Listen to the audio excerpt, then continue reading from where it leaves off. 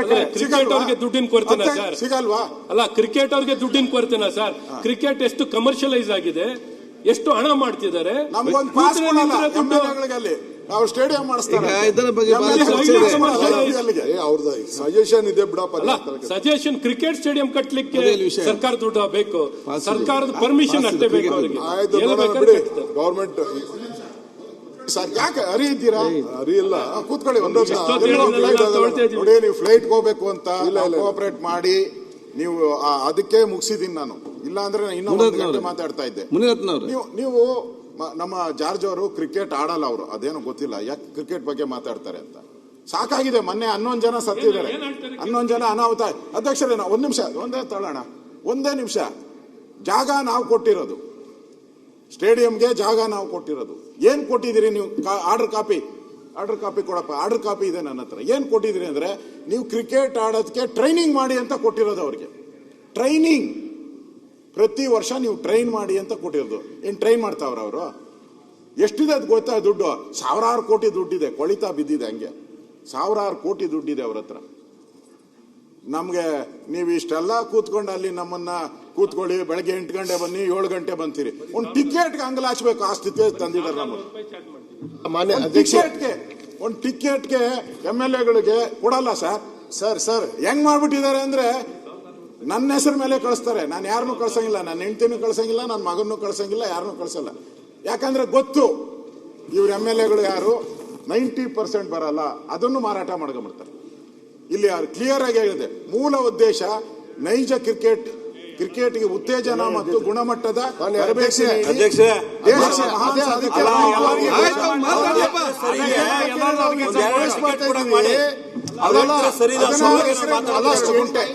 ಅವ್ರಿಗೆ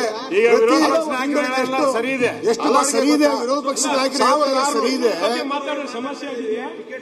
ಅಲ್ಲಲ್ಲ ಡಾಕ್ಟ್ರೇ ಸರ್, ನಿಮ್ ಪರವಾಗಿ ಮಾತಾಡ್ತೇವೆ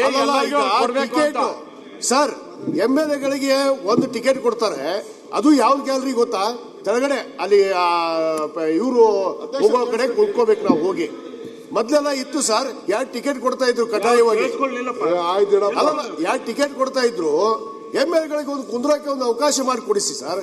ಏನ್ ನಾವು ನಮ್ಮ ಮಕ್ಕಳು ಹೋಗ್ಬೇಕಂತಾರೆ, ನಮ್ಮ ಮನೆಯಲ್ಲಿ ಹೋಗ್ಬೇಕಂತಾರೆ, ಅವ್ರಿಗೆಲ್ಲ ಅವಕಾಶ ಬೇಡವಾ? ಇಷ್ಟು ಸುಂದರವಾಗಿ ಬೆಂಗಳೂರು ಮಾಡ್ತಾ ಇದ್ರಿ ನೀವು. ಅದು ಸ್ಟೇಡಿಯಂ ಕೂಡ ಮಾಡಿ ಹೊಸದು, ಬಟ್ ಇಲ್ಲಿ ಟಿಕೆಟ್ ಆದ್ರೂ ಕೊಡ್ಸಕ್ ಹೇಳಿ ಸರ್. ಎಷ್ಟು ಜನ ನಾವು ಹೋಗ್ಬೇಕು ಅಂತೀವಿ, ನಮ್ಗೆ ಅಲ್ಲಿ ಹೋದ್ರೆ ಮರ್ಯಾದೆ ಇಲ್ಲ.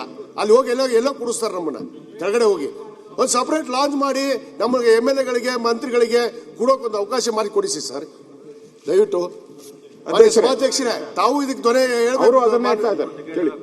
ಹೇಳಪ್ಪ ಇನ್ನೊಂದ್ಸರಿ. ಅಲ್ಲದ ಟಿಕೆಟ್ ಎಲ್ಲರಿಗೂ 2 ಟಿಕೆಟ್, ಒಂದು 5 ಟಿಕೆಟ್ ಕೊಡಕ್ಕೆ ಹೇಳಿ ಸರ್. ಬ್ಲಾಕ್ ಅಲ್ಲಿ ಮಾರ್ಕೊಂತಾರೆ ಟಿಕೆಟ್ಗಳನ್ನ. ಇಲ್ಲಿ ನಮಗ್ ಕೊಡಲ್ಲ MLA-ಗಳಿಗೆ. ಏನ್ ಗೌರವ ಇಲ್ವಾ ಸರ್ಕಾರಕ್ಕೆ MLA-ಗಳಿಗೆ? ಎಂಟೈರ್ ನಾವು ಜಮೀನ್ ಕೊಟ್ಟಿ ಒಂದೇ ನಿಮಿಷ ಎಂಟೈರ್ ನಾವು ಜಮೀನ್ ಕೊಟ್ಟಿರೋದು 16 ಎಕರೆ 32 ಗುಂಟೆ. ನಮ್ ಟಿಕೆಟ್ಗೆ ಅವ್ರು ಎಷ್ಟು ಚಾರ್ಜ್ ಮಾಡ್ತಾರೆ? 2,000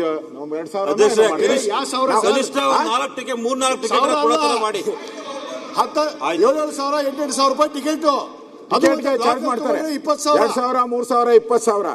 ಅವ್ರಿಗೆ ನಾವು ಇಷ್ಟು 16 ಎಕರೆ ಎಷ್ಟು ಕೊಟ್ಟಿದ್ದೀವಿ ಗೊತ್ತಾ? ಕೇವಲ ಅದು ಒಂದು ತಿಂಗಳಿಗೆ ನಮ್ಗ ಅಲ್ಲಿ ಚಾರ್ಜ್ ಮಾಡೋದು. ಅಲ್ಲಿ ಮ್ಯಾಚ್ ನೋಡಿ 8 ಗಂಟೆಗೆ ಚಾರ್ಜ್ ನಮ್ಗೆ 2,000 3,000. ನಾವು ಅವ್ರು ಕೊಟ್ಟಿರೋದು 1,600 ರೂಪಾಯಿ ತಿಂಗಳಿಗೆ. 1,600 ರೂಪಾಯಿ ಕೊಟ್ಟಿರೋದು. ನಮ್ಮ ತಲೆ ಮೇಲೆ ಎಳಿತಾರೆ.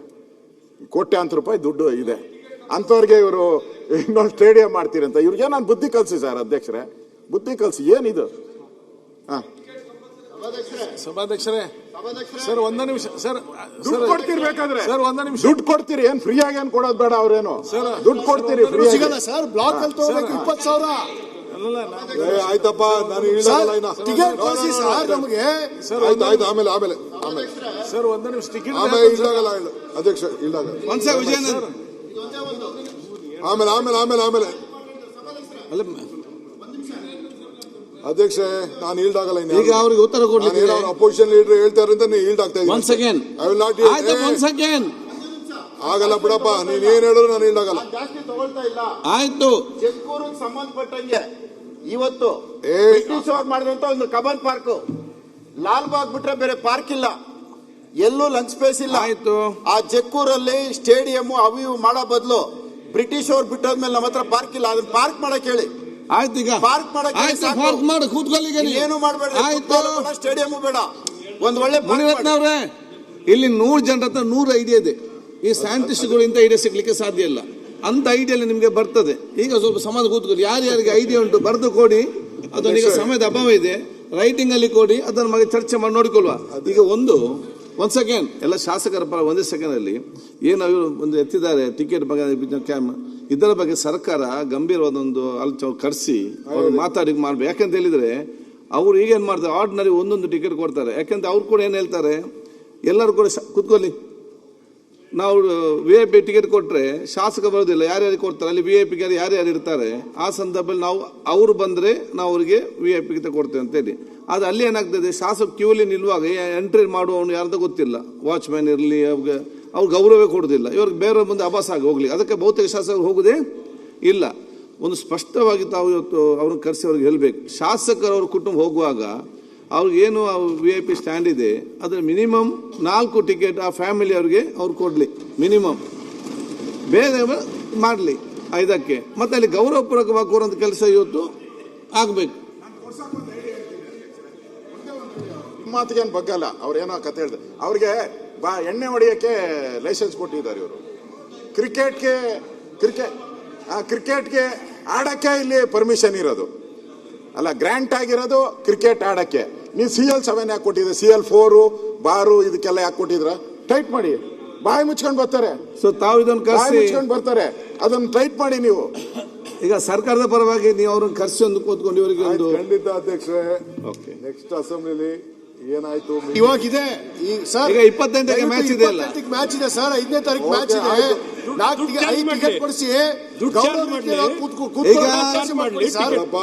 ಈಗ ಎಲ್ಲ ಶಾಸಕರು ಹೇಳುದು ಇಷ್ಟೇ, IPL ಟಿಕೆಟ್ ಅಂದ್ರೆ ನನ್ನ ಹತ್ರ ಬರಬೇಡಿ, ಡೆಪ್ಯೂಟಿ ಚೀಫ್ ಮಿನಿಸ್ಟರ್ ಹತ್ರ ಹೋಗಿ ಅವ್ರು ಮಾಡಿಸ್ಕೊಡ್ತಾರೆ. ಸರ್ ಅಧ್ಯಕ್ಷರೇ, ಮಾಡ್ತಾರಲ್ಲ ಸರ್ ಬರೇ ಟಿಕೆಟ್ ಅಷ್ಟೇ ಸರ್, ಆಮೇಲೆ. ಸಪೋರ್ಟ್ ಮಾಡಿ ಮಾತಾಡ್ತೇನೆ ಸರ್. ನಾನು ಆದೇಶ ಕೊಟ್ಟಾಗೋಯ್ತು ಸರ್. IPL ಮ್ಯಾಚ್ ದಲ್ಲಿ ರೊಕ್ಕ ತಗೊಳ್ಳಿ, ಅವರು ಎಲ್ಲಾ ಕಾಳ ಸಂತೆ ಮಾಡ್ತಾ ಇದ್ದಾರೆ ಸರ್. ಅವರು ಅದನ್ನ ಎನ್ಕ್ವೈರಿ ಮಾಡಿಸ್ರಿ.